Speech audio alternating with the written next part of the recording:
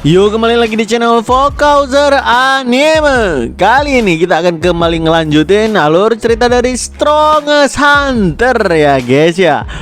Wah, udah cukup lama kita ngebahas alur cerita yang satu ini. Pasti teman-teman udah lupa nih alur cerita part terakhirnya gimana. Bagi kawan-kawan yang udah lupa dengan alur cerita sebelumnya, langsung aja cek di deskripsi di bawah, karena di bawah itu udah lengkap baret part-part sebelumnya. Dan juga udah capek-capek nih cek di deskripsi di bawah. Jangan lupa klik traktirin kopi untuk mendukung channel ini supaya bisa lebih berkembang lagi dan bisa update setiap hari juga. Oke lah, kita lanjutin alur ceritanya. Di video sebelumnya, Jin dan Fire King udah tiba di gerbang Gunung Jiuhua, Provinsi Anhui, untuk melanjutkan latihan martial art mereka. Jin awalnya komplain kepada Fire King agar memberikannya istirahat sehari di penginapan, tapi Fire King malah maksain Jin untuk segera naik ke gunung, bahkan menotok lehernya sampai dia tertidur. 4 jam kemudian, Jin pun terbangun di tengah gunung dengan tangan dan kakinya terikat besi pemberat. Jin yang kesal melihat itu pun dia berteriak, "Fire King!" Tiba-tiba Fire King melemparkan batu ke kepala belakang Jin sampai dia langsung tersungkur ke tanah sambil bilang, "Bocah kurang ajar, beraninya kau mengatakan nama itu seenak jidatmu. Kau pikir aku temanmu, ha?" Jin nanya kenapa tangan dan kakinya dipakai pengekang seperti ini. Namun Fire King ngejawab, "Mulai saat ini kau akan hidup dengan pengekang itu, mulai dari makan, boker, berlatih, ataupun semua hal yang kau lakukan." Awalnya Jin kesal, tapi setelah Fire King menjelaskan kalau ini memang metode latihan, maka Jin pun mengerti kalau dengan cara ini dia bisa bertahan dan menjadi jauh lebih kuat lagi, maka akan dia lakukan. Gak berselang lama, Fire King pun memberikan bola gandum kepada Jin, dan dari baunya aja ini sudah cukup menyengat parah. Kata Fire King, itu adalah herbal tingkat tinggi yang banyak manfaat termasuk keperjakaan pria. Tapi setelah Jin memakan bola gandum itu, tiba-tiba status agility, strength, dan juga HP sebanyak 100 poin langsung turun seketika. Bahkan Jin juga nggak bisa ngeluarin internal ki-nya. Ngelihat banyak efek negatif yang muncul, Jin pun berteriak, "Apa-apaan efek ini? Kau memberikanku makan apa, dasar orang tua gila?" Fire King ngejawab, "Untuk bocah kurang ajar sepertimu, ada sesuatu yang sempurna untuk latihan pertamamu. Butuh 2 jam untuk kembali naik ke sini. Kau akan gagal jika kau terlambat 15 menit saja," kata Fire King sambil mengaktifkan skill telekinesisnya dan mendorong Jin ke pinggir tebing agar dia terjatuh ke dasar jurang. Notif quest pelatihan neraka Raja Api part pertama pun muncul. Anda nggak bisa menolak quest ini. Seiring Jin jatuh ke jurang tersebut, dia pun berteriak, "Benar-benar menyebalkan." 10 hari pun berlalu. Akhirnya di hari ke-10, Jin berhasil mendaki Gunung Jiuhua dalam waktu 2 jam. Dia membanting bola besi di hadapan Fire King yang membuat Fire King kaget dari tidurnya. Jin pun melapor kepada Fire King kalau dia berhasil mendaki gunung seperti yang Fire King minta. Tapi Fire King yang terlihat semakin pikun malah kelupaan kenapa Jin mendaki Gunung Jiuhua. Barulah kemudian setelah beberapa menit dia ingat. Fire King tertawa lebar dan memuji kemampuan Jin menyelesaikan tantangan ini. Lalu Fire King juga menunjukkan ke item baru yang akan menjadi latihan Jin part kedua. Jin ngelihat item tersebut seperti rompi besi. Lalu dia bilang, Jangan bilang kau menyuruhku memakai itu dan menyuruhku mengulang lagi apa yang udah kulakukan," kata Jin dengan wajah yang panik berkeringat. Karena Fire King gak menjawab apapun, Jin pun bilang lagi, "Bukan ya? Bukan. Aku benar-benar berpikir aku harus melakukannya lagi." Fire King bilang, "Kalau dipikir-pikir 2 jam terlalu lama ya." Tawa Jin pun langsung musnah dan berganti dengan kepanikan luar biasa. "Aku akan memberikanmu 1 jam. Cepat pakai itu dan mulai mendaki kembali," kata Fire King yang kemudian memunculkan notif quest baru, yaitu pelatihan neraka Raja Api part 1 pengulangan. Tentu aja Jin hanya bisa pasrah untuk melakukan pelatihan neraka ini lagi. Setelahnya, pelatihan Jin hanya melibatkan latihan fisik seperti berdiri di bawah air terjun, push up 10.000 kali, mencari sarang burung, naik turun gunung Johua yang terus dia ulangi setiap hari, tapi dengan berat beban bola besi yang semakin bertambah. Faktanya metode latihan dengan pemberat ini memang berhasil membuat Jin naik level dan menaikkan statnya secara signifikan. Seiring latihan makin berat dan juga intens, waktu pun semakin cepat berlalu, hingga akhirnya Jin kini bisa melancarkan serangan juga tendangan yang lurus dan juga akurat tanpa merasa terbebani sedikit pun dengan bola besi yang terikat di tangan-tangan dan kakinya. Lalu Jin juga melapor kepada Fire King kalau dia menyelesaikan latihan seperti instruksinya. Fire King malah kelupaan kenapa Jin melakukan latihan ini. Bahkan setelah diberikan clue sekalipun dia tetap aja nggak ingat. Butuh waktu beberapa lama agar Fire King mengingat kembali metode latihan Jin. Tapi saat notif quest latihan pengulangan muncul, Jin pun bertanya dengan raut wajah yang cukup khawatir. "Pak Tua, izinkan aku bertanya, apakah kau sakit saat ini?" Fire King terdiam sejenak mendapatkan pertanyaan tersebut. Barulah kemudian dia ngejawab, "Ikut aku sekarang, ada tempat yang perlu kita kunjungi bersama." BTW, penyakit yang diderita Fire King bernama demensia. Penyakit yang paling menyedihkan di dunia ini, karena dengan pengetahuan medis yang maju sekalipun, demensia adalah penyakit yang nggak akan bisa disembuhkan. Yang bisa dilakukan adalah memperlambat tingkat keparahan demensianya. Ya, demensia adalah penyakit di mana waktu adalah musuh utama. Dengan kata lain adalah usia. Nggak berselang lama, Fire King dan Jin pun tiba di mulut goa. Selagi dalam perjalanan, jujur Jin sedikit menyesal terlambat menyadari penyakit Fire King ini. Padahal tanda-tandanya udah kelihatan seperti bentar-bentar ketiduran, bentar-bentar lupa juga. Jin gak menyangka Fire King yang hebat sekalipun ternyata tetap kalah melawan usia. Fire King pun mulai cerita panjang lebar tentang sejarah Crouching Clan, dari klan pertama sampai ketua ke-17 dirinya sekarang. Jujur Jin sampai bosan dan kelelahan mendengarkan sejarah panjang klan yang gak kelar-kelar ini. Hingga akhirnya setelah perjalanan yang cukup panjang dan lama, mereka pun tiba di pintu gerbang Goa Sorching. Fire King mengalirkan energi internalnya ke pintu gerbang tersebut yang membuat pintu tersebut menyala. Barulah kemudian pintu terbuka untuk mereka masuki. Di dalam terlihat ruangan altar dengan api biru di tengah-tengahnya. Saat Jin memasuki ruangan tersebut, notif baru pun muncul yang bilang kalau latihan martial art Sorching Clan di gua ini, maka efeknya akan meningkat pesat, serta energi Sorching di tubuh Jin bereaksi dengan pesat sehingga pembatasan energi pada tubuhnya telah dilepaskan. Jin tiba-tiba merasakan seolah gua ini memberikan energi yang gak terbatas pada siapapun yang mempunyai energi Sorching di dalam tubuhnya. Setelah Fire King memberikan sujud penghormatan kepada leluhurnya, dia pun bilang ke Jin, "Mulai sekarang aku akan mengajarimu martial art klan kita. Tapi sebelum itu tentu aja kau tahu aku sakit karena usia tua. Jika aku bingung ataupun lupa langkah-langkah tentang teknik sirkulasi energi, kau akan menyeberangi sungai yang gak akan bisa kau balik lagi. Apa kau siap belajar martial art dari seseorang yang pesakitan seperti gue ini? Aku tahu akan sulit bagimu membuat keputusan karena ini memang tentang hidup dan juga mati. Jadi aku tanya sekali lagi." Belum habis Fire King berbicara, Jin pun langsung menjawab, "Mantap, aku akan melakukannya karena aku percaya sepenuhnya kepadamu," kata Jin dengan raut senyum di wajahnya.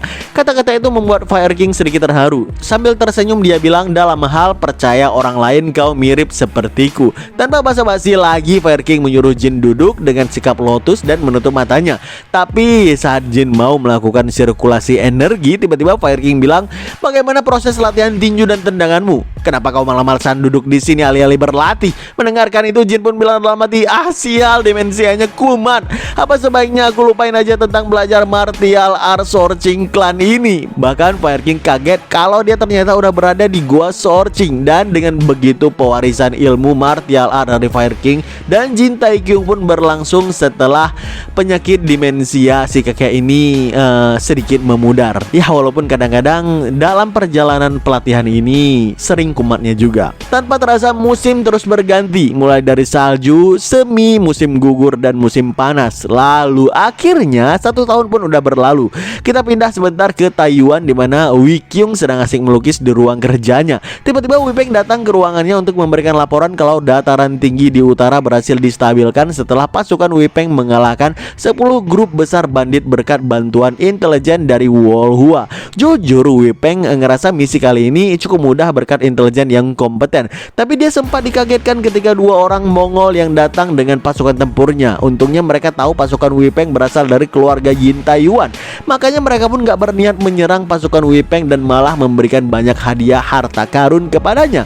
Saat Wu Peng nanya kenapa mereka melakukan semua ini, mereka pun menjawab kalau mereka tahu Jin Taikyung adalah murid langsung dari Fire King, seseorang yang udah mereka lihat gimana kekuatannya dengan gampang mengalahkan bandit master level puncak hanya dengan satu serangan telapak tangan dari Fire King. Mendengarkan itu, Wei Kyung pun tertawa membayangkan pengaruh besar Fire King untuk keluarga Jin Taiyuan. Sambil minum arak, diskusi mereka pun berlanjut tentang biru pengawalan Star Cloud yang sekarang udah diakuisisi oleh keluarga Jin juga, serta bakat Mu Jin yang sangat luar biasa di mata Wu Peng. Hingga akhirnya Wu Peng nanya, jadi apa gambar yang sedang kau lukis kali ini? Wei Kyung ngejawab, aku menggambarnya karena berpikir kalau Jin dan Fire King akan segera kembali. Itu belum kelar sih, tapi aku udah putuskan kalau judulnya akan menjadi The Entrance of Hidden Dragon. Sekarang kita pindah ke Gunung Guhua. Terlihat ada seorang pria yang kesulitan mencari tanaman herbal tonik di sana. Saat dia mau mencarinya lagi, tiba-tiba dia tersentak kaget karena ngelihat aura hitam mencekam yang datang dari dalam hutan yang cukup dalam di sana. Pria itu sangat ketakutan karena memang banyak rumor mengerikan tentang hutan itu di kalangan pencari herbal. Apalagi di sana terpancar aura hitam yang cukup pekat dan juga menyengat. Dan ketika orang yang memiliki aura tersebut tiba-tiba muncul di depannya, pria itu menjerit histeris karena dikiranya dia ketemu dengan hantu. Padahal itu adalah Jin Taikyung yang penampilannya lusuh parah karena nggak keluar-keluar dari gua Sorcing lebih dari setahun lamanya. Fire King menendang Jin sampai jatuh dan dia bilang ke pria tersebut, aku udah mengumpulkan semua herbal tonik di Gunung Guhua, jadi kau nggak perlu mencarinya lagi. Ketika si pria herbal itu pun mau pulang karena memang seperti kata Fire King nggak ada lagi herbal di sekitaran sini, Jin mendekatinya dan memberikan satu herbal seperti ginseng kepadanya.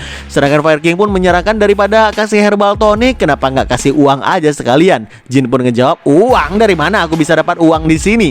Oh, aku tahu caranya. Tiba-tiba Jin pun berteriak, siapapun ada yang mau membeli ginseng gunung ini, kata Jin sambil mengaktifkan skill transmisi suaranya yang menggema ke segala penjuru hingga muncullah Namgong Ryong beserta pasukannya yang dari tadi memang bersembunyi di sekitaran sana. BTW, skill transmisi suara itu adalah bukti seseorang udah semakin mahir dalam tahapan master puncak. Sambil memberikan hormat kepada Fire King, Ryong mengatakan, aku akan membeli itu. Harga itu bukan apa-apa dibandingkan bisa bertemu dengan Fire King langsung. Aku akan membelinya. Jin dan Ryong pun saling kenalan satu sama lain. Sedikit cerita, keluarga Namgong adalah salah satu dari 5 keluarga besar yang menguasai dunia murim bersama 10 sekte besar. Mereka punya lebih dari 100 anggota keluarga dan ribuan anggota lainnya jika memasukkan martial artis yang berada di bawah komando mereka. Sayangnya mereka saat ini sedang berhubungan kurang baik dengan Fire King karena muridnya yang dulu, Jopil, pernah membunuh banyak orang gak berdosa di Anhui. Kembali ke cerita, gak berselang lama Jin dan Fire King pun tiba di kediaman keluarga Namgong. Sambil menunggu jamuan, Jin sempat nanya ke Fire King, Namgong itu sebenarnya keluarga dari Heavenly Sword King yang dulu mencarimu, bukan? Fire King mengiyakan dan bahkan dia berhutang budi kepada Heavenly Sword King. Katanya sewaktu Fire King gak bisa menghabisi Jopil sebelumnya dan membiarkan dia kabur, andai Heavenly Sword King gak turun tangan sendiri, udah pasti Jopil gak bisa kabur hidup-hidup dari Anhui. Tapi sebagai balasan telah mengampuni nyawa Jopil, maka Heavenly Sword King meminta sparring duel dengan Fire King. Mendengar cerita itu, Jin pun langsung bilang dalam hati, padahal pembunuh berantai yang mengerikan terjadi di Anhui, tapi sebagai penguasa Anhui dia membiarkan pembunuhnya pergi karena dia ingin duel. Kalau begitu dia memang OGP alias orang gila pedang dah. Terus duel itu siapa yang menang? Tanya Jin penasaran. Fire King ngejawab, sehari setelah kami berduel, Heavenly Sword King langsung pergi ke pelatihan isolasi. Pertarungannya selisih tipis kok, tapi itu udah kejadian lebih dari 20 tahun yang lalu. Sekarang dia pasti menjadi lebih kuat, kata Fire King. Dan itu artinya Fire King berhasil mengalahkan Heavenly Sword King, ya intinya seperti itu. Tiba-tiba pelayan pun datang ke tempat Jin dan memintanya untuk pergi menghadap Namgong Ryong. Saat Jin mau menuju ke ruangan Ryong, ternyata dia dihadang oleh seorang pria yang memintanya melepas rantai bola besi karena dianggap melanggar peraturan keluarga Namgong tentang nggak boleh membawa senjata.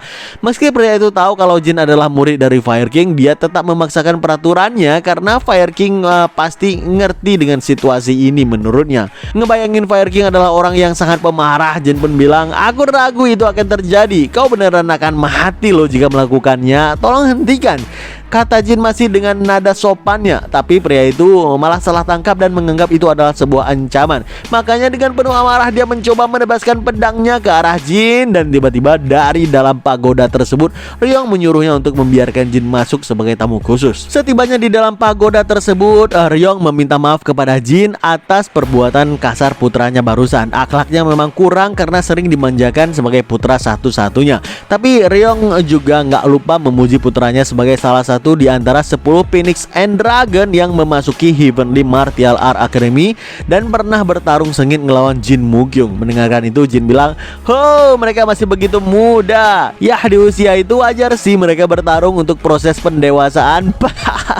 Tapi Ryong malah ngejawab, "Bentar, bukannya mereka lebih tua darimu ya?" Tiba-tiba wajah Jin berubah serius dan bilang, "Aku ragu kau memanggilku kemari untuk ceritain putramu. Jadi kenapa kau memanggilku ke sini?"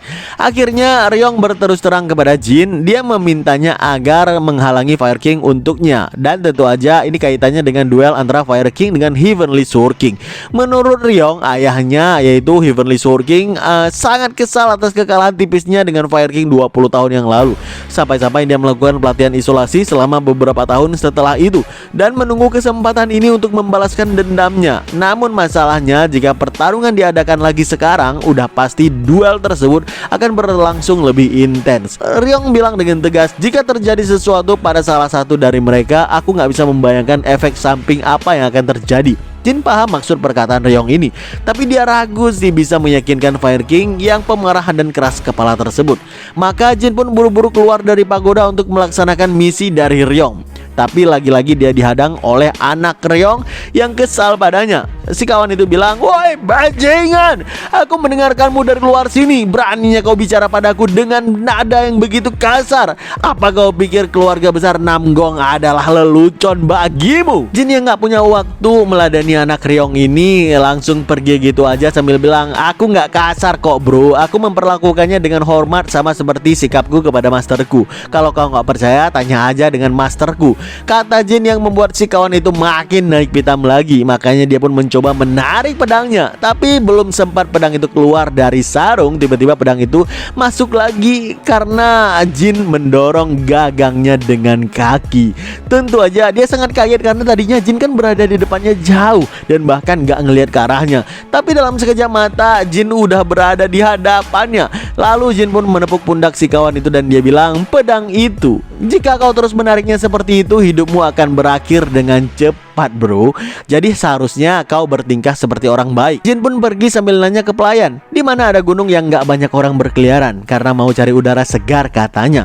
Sementara itu anak Ryong menjatuhkan pedangnya ke lantai dengan tubuh yang gak berhenti gemetaran. Dia kena mental karena baru kali ini jenius sepertinya dikalahkan secara telak bahkan tanpa bisa melakukan apapun. Oke, gak berselang lama Jin pun tiba di gunung yang sepi dan tiba-tiba Jin bilang, "Kau bisa keluar sekarang." Sambil tertawa cekikikan, orang tersebut pun keluar dari persembunyiannya. Siapa sangka yang muncul adalah Heavenly Sword King sendiri. Dia memuji Jin karena mampu mendeteksi keberadaannya. Setelah Jin memberikan salam hormatnya, si kakek itu pun nanya, "Jadi kenapa kau menggiringku kemari?" Sambil menggaruk-garuk kepalanya dengan sedikit cengengesan, Jin bilang, "Sejelas itu kah?" Heavenly Sword bilang lagi, "Sepertinya kau cukup berani juga ya nak." Jin tahu persis gak ada artinya berbohong di depan master yang kemampuannya setara dengan Fire King. Makanya Jin pun langsung bersujud di hadapannya sambil bilang, "Tolong pertimbangkan kembali duel dengan masterku." "Pertimbangkan kembali? Kenapa aku harus melakukan itu?" tanya Sword King kepada Jin. Jin ngejawab lagi, "Maaf, aku gak bisa memberitahukan alasannya kepadamu." Kata-kata dari Jin itu membuat Sword King marah. Sword King King sampai 4 kali mengulang menanyakan Jin alasannya sambil meningkatkan aura tekanannya setiap kali dia nanya. Meski aura tekanan Sword King sangat pekat dan kuat hingga menghancurkan tanah di kakinya dan meniup angin yang begitu kencang, Jin tetap gak bergeming dan dia bilang kalau dia gak bisa mengatakan alasannya. Heavenly Sword meminta Jin untuk bangun dan bilang kalau dia udah menunggu rematch ini selama 20 tahun lamanya, jadi gak ada alasan untuknya menunda lagi. Makanya Jin pun bilang untuk menunggu setidaknya setahun lagi, karena saat ini masternya dalam kondisi fisik yang kurang baik. Kau gak menunggu 2 dekade dah untuk kemenangan yang mudah dan tidak adil, bukan? Kata Jin yang membuat Sword King tertawa sambil bilang, kelihatannya kau akan mati muda. Setidaknya kau butuh sopan santun untuk terus bertahan hidup di dunia murim ini.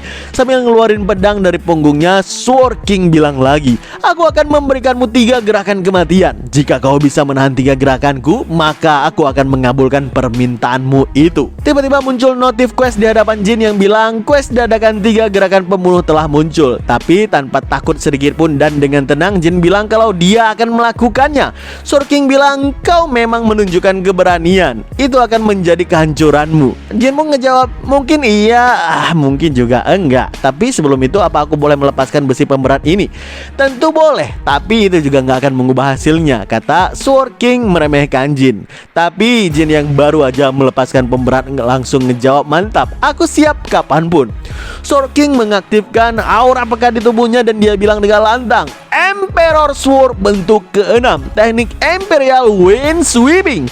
Bisakah kau menahan ini? Jin yang ngelihat teknik itu hanya tersenyum yakin. Gak berselang lama, Jin memasuki ruangan Fire King yang baru aja kelar meditasi harmoni 5 ki. Itu artinya Jin selamat dari tantangan Sword King. Fire King nanya ke Jin, apa kata Namgong Ryong padanya, yang kemudian Jin ngejawab kalau jamuannya dibatalkan. Dibatalkan secara sepihak oleh Heavenly Sword King karena dia baru aja mendapatkan semacam pencerahan ataupun semacamnya, kata Jin sambil ngeles pada Fire King. Menurut Fire King sih rasa-rasanya ini aneh sih kalau Sword King membatalkan pertarungan ini karena dia udah menunggu lebih dari 20 tahun hanya karena pencerahan.